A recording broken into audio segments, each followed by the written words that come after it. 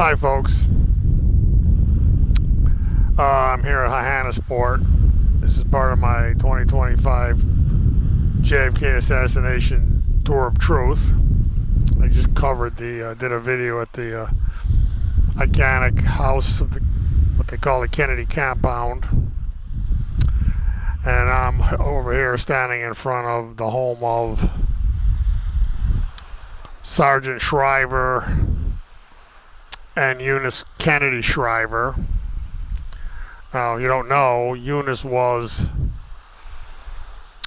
the sister of President Kennedy. And she's famous for starting Special Olympics, which basically was the motivation was over her sister's challenges.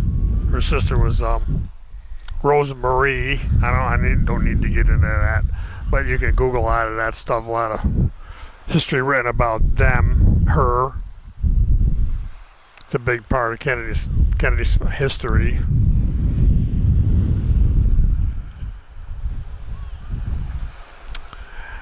And I just wanted to show you the view these people have.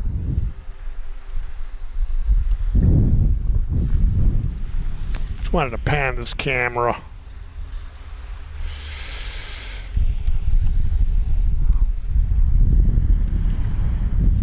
You know, there's so much sun out here at miles. Well, it's a little foggy today. It's a little foggy. But miles and miles of beach and ocean here. Actually, it's not the ocean yet, but it's close. Here we're going to go back here again. All right. Now, I want to tell a story. It took place the day JFK was assassinated. It's a story that parallels the story of JFK, the assassination, but obviously was way overshadowed. But it ties to Sergeant Shriver. That's why I tell it here. And it is a chapter in Kennedy administration history. Now, Sergeant Shriver, as you know, President Kennedy created the Peace Corps, and he appointed his brother-in-law as director of the Peace Corps. They had they were kind of the civil rights, heart of the Kennedy administration. Well, about 2 weeks before the election, the presidential election, 1963, on the advice of his brother-in-law, Sergeant Shriver, JFK phoned Martin Luther King's wife, Coretta King. Martin Luther had Martin King, right? Martin Luther King, he had got jailed for civil rights activity.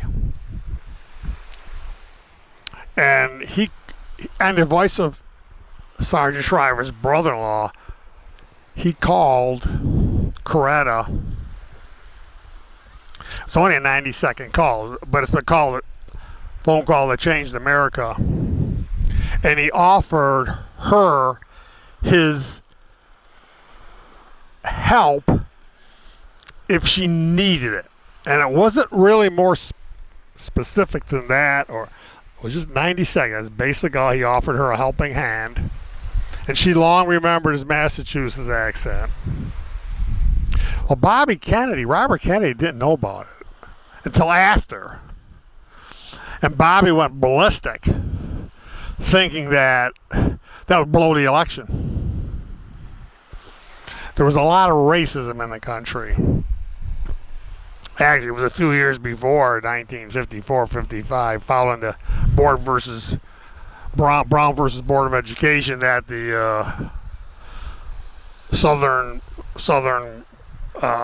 members in the Congress and in the Senate voted what they call the Southern Manifesto to block integration. So yeah, here was a Yankee from the North, the Kennedys, doing this. So that's what got Bobby ballistic. And understandably so. But we know Kennedy won the election. Okay. Well, there was a rift in the country. There was a rift in the Democratic Party, a huge rift that split right across the country. You had the Southern Democrats, who were primarily Protestants, who were conservatives, who were anti-union, right to work, and of course they were pro-segregationists, pro-Jim Crow. Actually, the leader of it was Senator Harry Byrd from Virginia, whose cousin, by the way, owned the TSBD.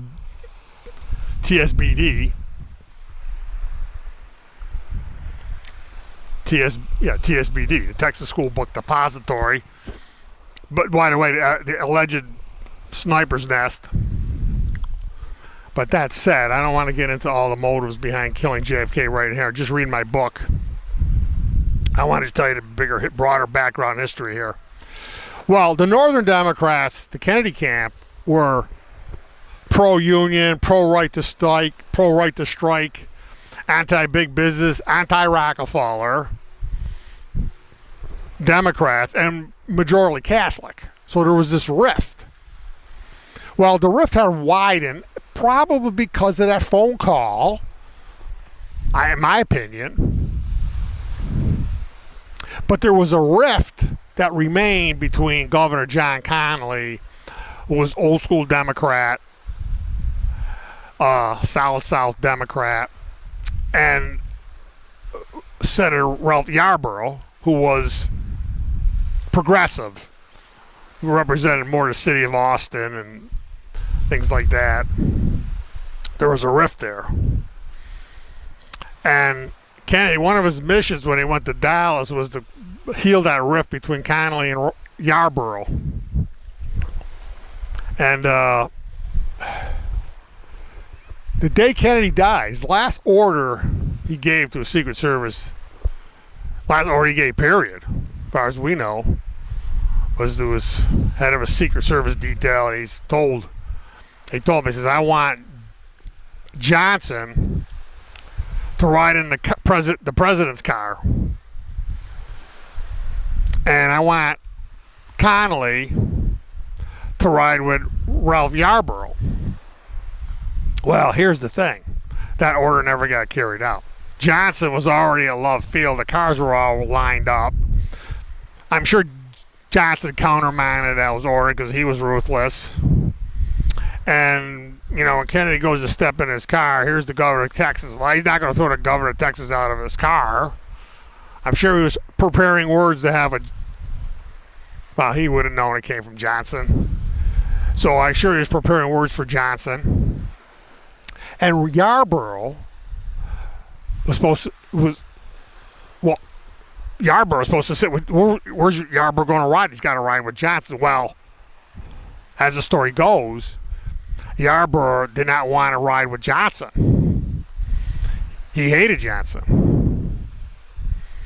So Johnson either threatened Yarborough on the spot or offered him the world to get in the car, because Yarborough did. Despite his protests, Yarborough did get in with Johnson. That's a true story a lot of people don't know. So any of these people going around saying, well, the governor's supposed to ride with the president, no. Nellie Connally said that, no. She had no business saying that. She's way off, but to even suggest that. There's nothing in the Constitution that says the governor's got to ride with the president. You do it at the president's pleasure. All right. Well, anyways.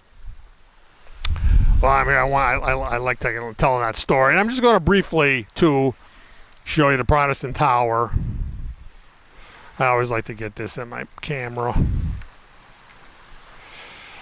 I like to get this as a part of me for shaking things a little bit here. There it is. It's not coming in so clear today. This is the Protestant Tower to glorify the saint of golf.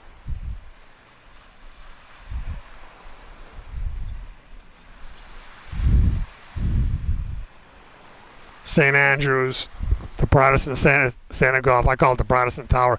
There's a golf course over to the left of us. It's the Hyannisport Country Club. They actually have a little beach here. People come and swim. But here's the thing. The Kennedys, they had a lot of issues with the Protestants. In 1926, I didn't live here, and I don't know. I'm sure this was all Protestant country. This is where the Pilgrims crash landed here, a few miles north of here. I say bumped into this place. They got blown off course. And they landed here, Provincetown. So this is the Protestant world back in 26. Now Kennedy, the Kennedys had a history of being denied entry into country clubs. Well, all country clubs, back then they were mostly run by Protestants. They would blackball anybody they didn't want in. Literally would take a black ball and cast a black ball, literally. I know a little bit about Protestant country clubs because my Italian fella used to caddy at the Protestant country club in Auburn called the Owasco Country Club. So I know a little bit about elite Protestants. But I learned this country club, the Kennedys did play there. They did play at the Hyannisport Country Club. So, maybe, the barriers, the racial barriers, the ethnic barriers were kind of maybe falling down a little bit, caving in a little bit. And that's a good thing. That's a good thing. I always like pointing that tower out to you.